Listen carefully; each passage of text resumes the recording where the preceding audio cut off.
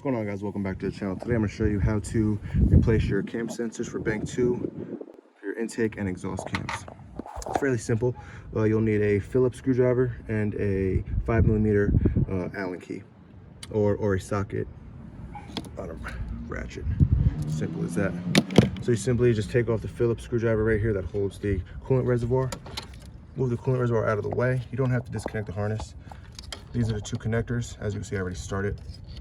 These are the two connectors for the intake cam sensor and the exhaust cam sensor. I already took the old ones out because they were starting to leak oil. And what happens is they'll leak through the cap on the sensor because they crack from getting hot and cold all the time. And then they'll seep through and become very brittle and give you corrosion problems. I was getting random faults, and then I pulled it apart and found that they're notorious for happening. So once you see that, simply just replace them. You simply just pull it out, pop the new ones in, and then just retighten, and then just reinstall. Put the connectors back in, put the coolant reservoir back in place, put the Phillips key back, the Phillips screw back, tighten it down, start up the car, make sure everything runs properly. If you have a scanner, just give it a quick scan, make sure there's no faults, and then you're good to go. Let it run for a few minutes if you want to give it a quick test drive.